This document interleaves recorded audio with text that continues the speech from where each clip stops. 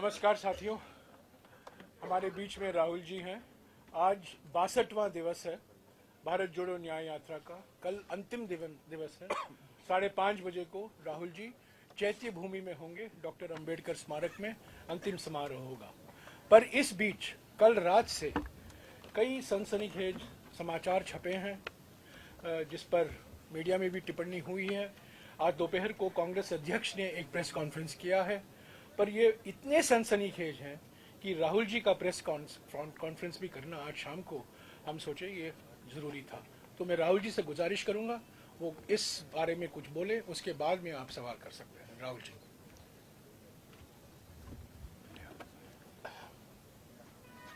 नमस्कार, कैसे हैं आप? ठीक है। कुछ साल पहले नरेंद्र मोदी जी ने ये हिंदुस्तान का जो पॉलिटिकल फाइनेंस का सिस्टम है उसको साफ करने की बात की थी, और इलेक्टोरल बॉन्ड्स का जो कॉन्सेप्ट है वो नरेंद्र मोदी जी ने डेवलप किया और उसको इम्प्लीमेंट किया। और कुछ ही दिन पहले इलेक्टोरल बॉन्ड की सच्चाई देश को दिखी है। बेसिकली जो नरेंद्र मोदी जी ने इलेक्टोरल बॉन्ड का कॉन्सेप्ट रखा है वो दुनिया का सबसे बड़ा एक्सटॉर्शन रैकेट है। मैं फिर से कह देता हूं, दुनिया का सबसे बड़ा नेशनल लेवल का एक्सटॉर्शन रैकेट है। कंपनियों से हफ्ता लेने का तरीका है, कंपनियों से कॉन्ट्रैक्ट्स का शेयर लेने का तरीका है, और शायद सबसे बड़ा, दुनिया में सबसे बड़ा भ्रष्टाचार का स्कैम है। इसके सब आंकड़े आपके सामने हैं। पूरी कंपनी की लिस्ट अभी आई नहीं है। इसमें शेल कंपनीज हैं, इसमें सीबीआई ईडी से प्रेशर डाल के पैसा लिया जा रहा है, डेट्स हैं, कंपनी पर केस लगता है, उसी के थोड़े दिन बाद बीजेपी को पैसा मिलता है, हजारों करोड़ रुपए का कॉन्ट्रैक्ट मिलता है, कॉन्ट्रैक्ट का एक कट बीजेपी को डायरेक्ट मिलता है। तो ये प्रधानमंत्री का कॉन्सेप्ट है और दुनिया में सबसे बड़ा भ्रष्टाचार का, करप्शन का उदाहरण है। अंग्रेजी में बोलूं या some years back prime minister came up with a concept which he claimed was designed to clean Indian political finance, and at the heart of the concept was the idea of the electoral bond, the ability for corporates to give electoral bonds anonymously. Now it turns out that this is a way of extorting money from India's largest corporates. It is a way of stealing money from the biggest contracts in the country. It is a way of intimidating corporates and making them, forcing them to give money to the BJP. So it is the world's biggest corruption scam. It is the world's biggest extortion racket, and it is run by the Prime Minister of India. I don't really expect the Indian media to pick up this in a large way, because I know, from past experience, the type of things you focus on. But this is huge theft taking place right in front of everybody's eyes, and it has been orchestrated by the Indian Prime Minister. Now, if you have any questions, please. Yes, Archana. I'll come to you.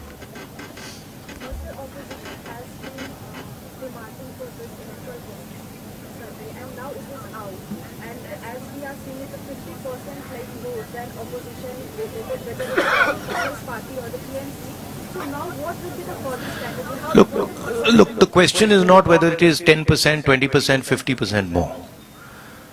The question is that none of the opposition parties have access to contracts at the national level. None of the opposition parties are giving highway contracts, are giving defense contracts to these people. Okay? So, none of the opposition parties are controlling the CBI.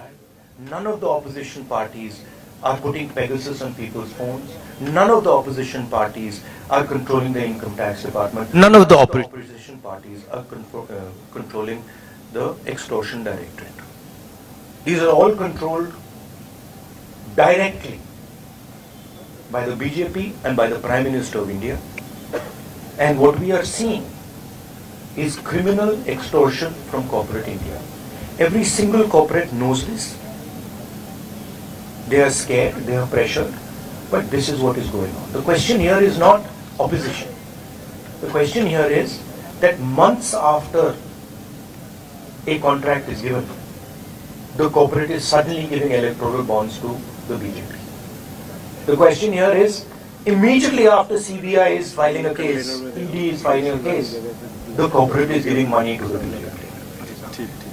This is the issue here. Right? And it is blatant and it is run by the Prime Minister of India. Yes. Technically, by law for extortion, you need a complaint. In a way, through electoral bonds, in BJP got 5,000 crores, Congress also got around 1,400. So these are allegations. What is the logical conclusion? These are not allegations, these are facts.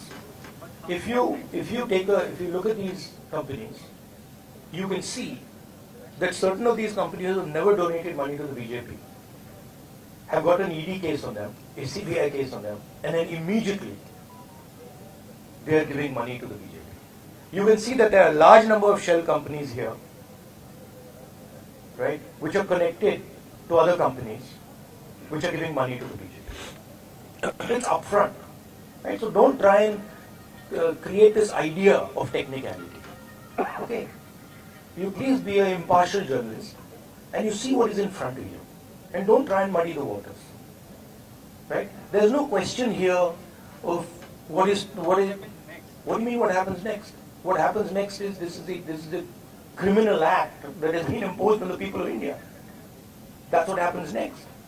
An investigation of this act hopefully takes place. Right? The Supreme Court acts on this, and as important, maybe it's about time some of you start writing about it. Yeah. हाँ जी. जो top 5 donors हैं उसमें से 3 donor वो हैं जिनके यहाँ पर आईटी या सीबीआई आती है, उसके बाद वो डोनेट करते हैं। अब कल चुनाव आयोग की ओर से डेट भी डिक्लेयर किया जाएगा चुनावों का, तो ये कितना अहम मुद्दा रहने वाला है 2024 चुनावों के लिए आप लोग? नहीं, ये देखिए, ये बहुत अहम मुद्दा तो है, मगर इस स्केल का भ्रष्टाचार, इस लेवल का भ्रष्टाचार कि आप देश की पूरे के पूरे इंफ्रास्ट्रक्चर को करप्शन करने में लगा दो, सीबीआई को, ईडी को, इनकम टैक्स डिपार्टमेंट को, इन्वेस्टिगेटिव सारी के सारी का रोल आप करप्शन बना दो। और आइडिया किसका है? आइडिया प्रधानमंत्री का है। प्रधानमंत्री ने स्वयं कहा कि इलेक्टोरल बॉन्ड्स से पॉलिटिकल फाइनेंस साफ होगा। तो मतलब ये इससे बड़ा भ्रष्टाचार तो हो ही नहीं सकता।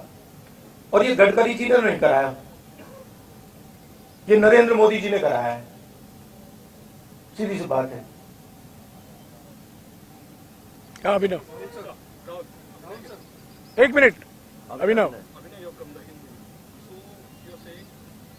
These companies are funding, but most of these companies, they are operating from a state or two states where your government is there, Telangana or in Karnataka, and they are getting mega, for example, MEIL, Mega Engineering Infrastructure and Infrastructure Private Limited, and they got projects in your government, in the states? Like No, Karnataka no, you're wrong. That's wrong. Our government in Telangana has come a few months ago. in Karnataka. Right? No, actually you're wrong. That's not what's happened.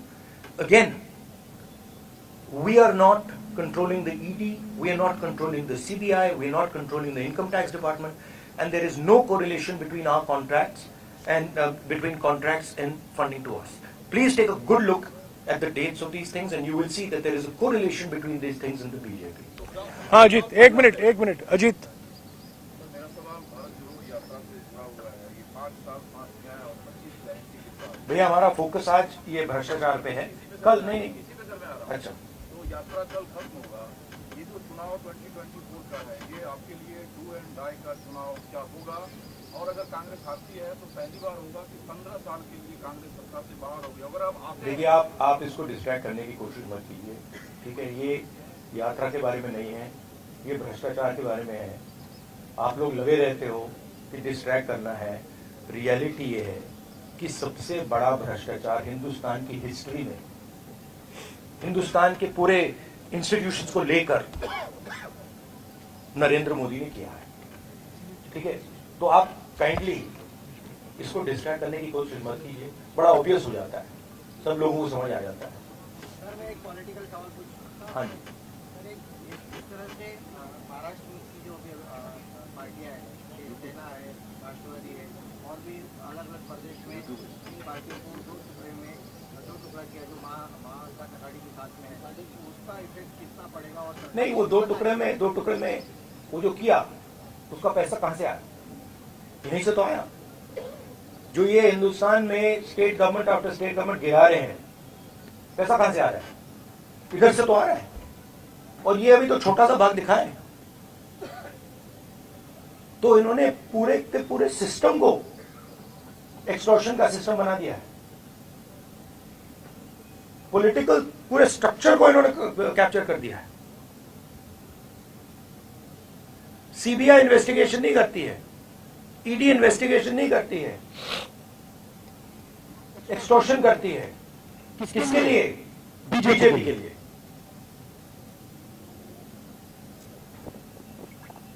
हाँ जी, एक minute हो गया। आपके एक सवाल हो गया, यही है ना हो गया। कि ये जो पार्टीज को तोड़ा गया, कैमरा मत दीजिएगा, कैमरा के नीचे रखिएगा प्लीज। ये उसको ऑफ कर दीजिए, उसको ऑफ कर दीजिए। ये पार्टीज को जो तोड़ा गया उसको बीजेपी ने, सेंट्रल लीडरशिप ने तोड़वाया। तो ऑब्वियस है, वो तो मतलब अमित शाह वही काम करते रहते हैं। उन्होंने उनको पैसा दिया, ये भी सब जानते हैं, पूरा महाराष्ट्र जानता है पैसा कहां से आया। मैं आपको बता रहा हूं पैसा कहां से आया। बट सबसे बड़े कॉन्ट्रैक्ट्स हैं, उसका हिस्सा लेकर बीजेपी ने सरकार को गिराया। तो नींव तो यही है, फाउंडेशन तो यही है। हाँ जी, राहुल जी, आप एक्सटॉर्शन को लेकर, तो इस मुद्दे को लेकर आप सुप्रीम कोर्ट जाएंगे? जो भ्रष्टाचार हुआ है आपका मानना है, तो इसको इस मुद्दे नहीं, मेरा मानना मतलब आपने पढ़ा नहीं इसके बारे में क्या? आपने अभी बोला तो आपने लिस्ट दी थी कंपनी की, आप मीडिया में हो ना? नहीं, जाएंगे क्या, हम रेज करेंगे, मगर आपका भी काम बनता है ना। कहां कर रहे हो आप? तो ऐसे बोल रहे हो जैसे हुआ ही नहीं। तो मेरा कहना है, हाँ सुप्रीम कोर्ट का रोल है, आपका रोल है।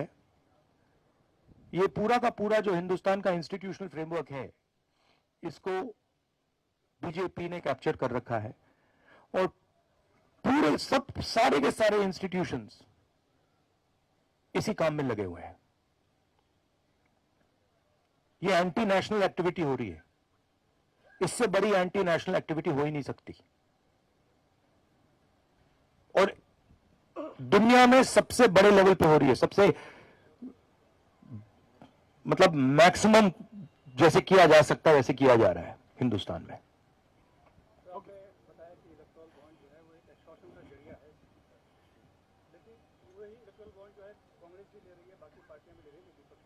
आप फिर से वही सवाल पूछ रहे हो। मैं आपको बता रहा हूं कि कांग्रेस पार्टी हिंदुस्तान की सरकार नहीं चलाती है। हाँ, उस पर डिस्कशन हो सकता है, इंडिया गठबंधन में डिस्कशन हो सकता है, मगर पॉइंट ये है कि CBI, ED, income tax department का प्रयोग किया जा रहा है, कंपनीज को एक्सटॉर्ट किया जा रहा है, बड़े बड़े कॉन्ट्रैक्ट्स का शेयर लिया जा रहा है, कॉन्ट्रैक्ट देने से पहले इलेक्टोरल बॉन्ड्स दिए जा रहे हैं और फिर एकदम बाद कॉन्ट्रैक्ट दिया जा रहा है, शेल कंपनीज उसमें भरी हुई हैं,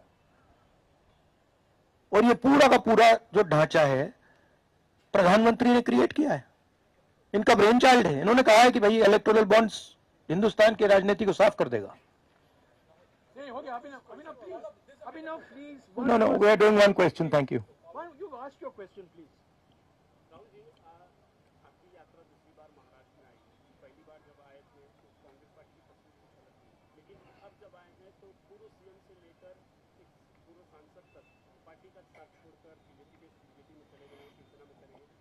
नहीं, देखिए पार्टी का साथ छोड़ के नहीं गए हैं,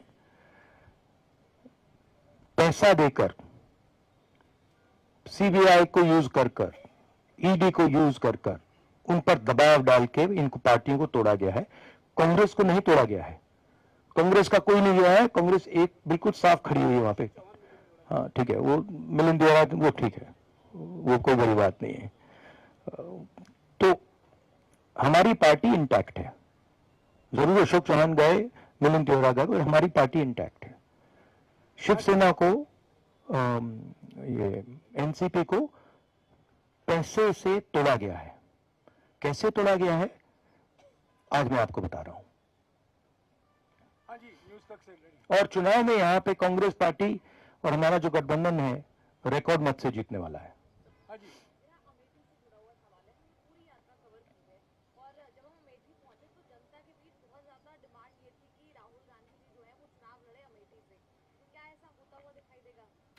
ये तो हमारी सीसी है, खारगे जी हैं, वो ऑर्डर देंगे, मैं करूंगा जो भी उनकी राय है। मैं कांग्रेस पार्टी का सिपाही हूं, जो ऑर्डर मिलेगा करूंगा। We can.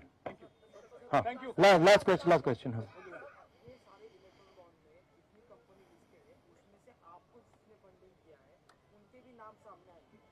आगे चलकर ऐसा होगा क्या कि आपको जिसने फंडिंग किया है उनको भी सीबीआई और ईडी से फिर से टारगेट किया जाए?